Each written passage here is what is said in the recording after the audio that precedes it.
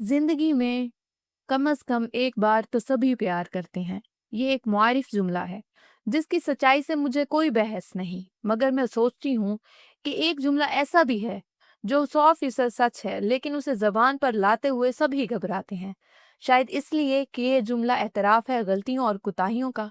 इन गलतियों और कुताहियों का जिनका एहसास हमें उस वक्त होता है जब उन्हें दुरुस्त करने का वक्त भी गुजर चुका होता है। वो जुमला है, जिंदगी में कम से कम एक बार तो सभी पछताते हैं। ये सच है कि हम सभी पछताते हैं, कभी किसी जल्दबाजी पर, कभी किसी ताखीर पर, कभी किसी कम हिम्मती पर, कभी बेजा दिलेरी पर, कभी किसी फैसले पर, कभी किसी मुसल्लत पर, और कभी तो पिछली गुजरी तमाम उम्र पर। कभी ये पछतावा महज पल भर का एहसास होता है और कहीं ये बाकी मांदा जिंदगी पर मुहित हो जाता है। इंसान खता का पुतला है, इसलिए पछताना उसका मुकद्दर है।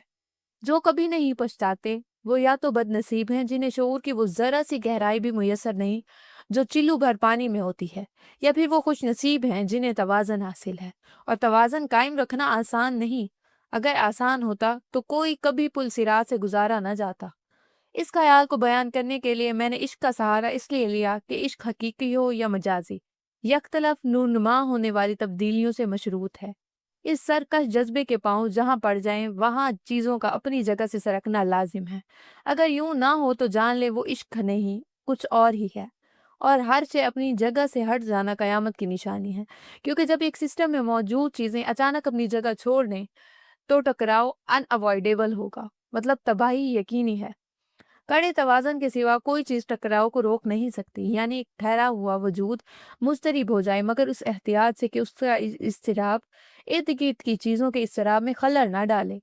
साकिन का तवाज़न कमाल नहीं, मुस्तरिब का तवाज़न कमाल है और हकीकी इम्तिहान भी। हक है, इश्क की आतिश के कुछ किरदार आपको तवाज़न कायम रखने की कोशिश करते नज़र आएँगे, जो कुछ किरदार टकराव के नतीजे में रेज़ा-रेज़ा होकर बिखरते हुए मिलेंगे, और कुछ किरदार ऐसे होंगे जिन्हें आखिर में पछतावे जकड़ लेंगे। कौन कहता है ज़िंदगी समझी और समझाई नहीं जा सकती, जबकि मुर्दा जिस्मों से भरे कब्रिस्तान की कुदरत की यूनिवर्सिटीज़ हैं और 2 गज़ ज़मीन तले दबा हर शख्स ज़िंदगी का प्रोफ़ेसर। तो फिर ऐसा क्यों होता है कि हम पैदा होते ही मर जाते हैं, पर जी नहीं पाते? और कि हमने तो बस वक्त को जीना सीखा है, जिंदगी को तो हमने कभी जिया ही नहीं। और जब यही वक्त हमारे पास खत्म हो जाता है तो सोचते हैं कि हम जो उम्र भर वक्त के किताबचे में नफा और नुकसान दर्ज करते रहे, तो वो कौन सा पैमाना था जो इस नापतोल के काम को आया? और क्या कोई ऐसा फार्मूला भी है जो बता सके कि नफा फायदा के सिवा कुछ भी नहीं और नुकसान तो बस नुकसान ही दे सकता है? जबकि सच तो ये है कि जिंदगी नफा देती ही कब है। ये तो सौदे का ही घाटा है। हम तो अदम में बहुत आराम से थे, फिर इस जिंदगी के हाथों वजूद में बदलकर इस मुतजाद दुनिया में आई, यानी आजमाइश में डालेकर, और आजमाइश में ना तो मुनाफे की उम्मीद होती है और ना नुकसान की। मगर हैरत है, फिर भी हम खसारे की फहरिस्त में मरतब करते रहे। जिंदगी को तो जैसे गुजरना था वैसे ही गुजर जाती। कम से कम वक्त रुखसत ये खालिश तो ना होती कि हमने जो नुकसान का खाता बंद कर दिया होता, तो शायद जिंदगी कुछ सहल हो जाती। मगर हम समझते ही नहीं और वक्त है कि खत्म होता जाता है, कभी दूसरे का तो कभी हमारा। सदियों से यही खेल खेला जा रहा है। हम आते हैं, सीधे रास्तों को खुद अपने लिए पेचीदा बनाते हैं और ये कहते गुजर जाते हैं अब जो देखें तो कोई ऐसी बड़ी बात न थी।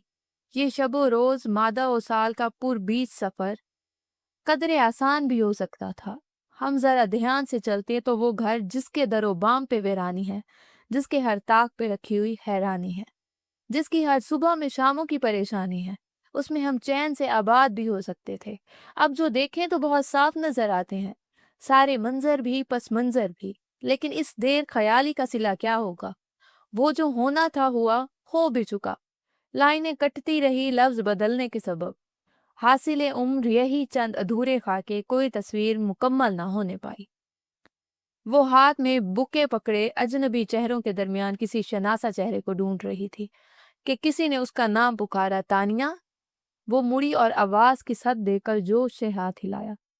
फायजा दोनों ने एक दूसरे की सिमत कदम बढ़ाए और करीब आने पर गले लग गई। भाई की एंगेजमेंट मुबारक हो, तानिया ने अलग होते हुए कहा। थैंक्स, फायजा ने मुस्कुराकर मुबारकबाद कबूल की। चलो तुम्हें अपनी होने वाले भाभी से मिलवाऊं। फिर तानिया का हाथ पकड़कर स्टेज पर चढ़ गई। तानिया ने फाइजा के भाई को विश करके उसके साथ बैठी सजी समरी और कुछ शर्माई सी लड़की को बुके पेश किया और चंद जुमलों के तबादले के बाद फाइजा के साथ ही स्टेज से उतर गई। तुम्हारी मम्मी नजर नहीं आ रही?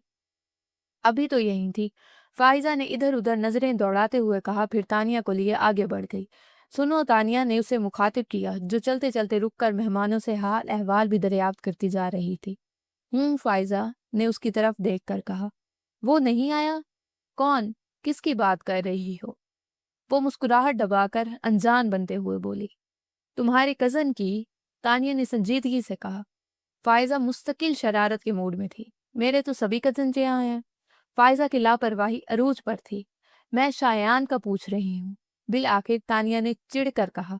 अच्छा तो यूं कहो ना। उसके बिन बोलने पर तानिया ने उसे हाथ जड़ दिया। मार क्यों रही हो? बस आता ही होगा, वैसे भी उसकी पुलिस ट्रेनिंग ही खत्म हुई है। अभी पोस्टिंग के ऑर्डर नहीं आए और ऐसे फारिग बंदे के लिए दावत उड़ाने से अच्छी क्या मसरूफियत हो सकती है। बात खत्म करते ही वो पीछे हटी। कहीं तानिया शायान की हमायत में उसे थप्पड़ और न जड़ दे। तानिया ने उसे घूरा, फिर कसदन नजर अंदाज करते हुए पूछा, एक बात तो बताओ। पूछो। सूरत हाल में काबू देकर फाइजा उसके बराबर आ खड़ी हुई। शायान किस रिश्ते से तुम्हारा कजन है? असल में मेरी मम्मी शायान की मदर की कजन है। अच्छा। सर हिलाते हुए तानिया ने सामने देखा तो उसकी नजर डिनर सूट में मलबूस शायान के दराज कयामत वजूद पर पड़ी। उसने फाइजा को पकड़कर झंझोड़ दिया। शायान आ गया। शुक्र है, नहीं तो तुम मुझे मार डालती। बको मत। तानिया ने शायान को देखते हुए उसे डांटा, जो सीधा उनकी तरफ ही आ रहा था। क्या हो रहा है? वो पास आकर बोला। तुम्हारे आने की खुशी में तानिया मेरा गला दबाने वाली है, फाइजा बेचारगी से बोली। शायान ने पहले उसकी शक्ल देखी, फिर तानिया की, जिसके दोनों हाथ पीछे से फाइजा के शानों पर थे। तानिया ने बदक कर अपने हाथ हटाए और जोर से उसे धक्का देकर बोली, दफा हो जाओ। हाँ हो रही हूँ, वैसे भी तुम जैसी कबाबों की हड्डी बनने में अपना ही नुकसान है। और हाँ, जाते जाते वो बोली, यहाँ से हिलना मत, मैं मम्मी को लेकर आती हूँ। वो चली गई तो शायान ने मुस्कुराहट दबाकर पूछा, क्या तुम वाकई उसको मार रही थी?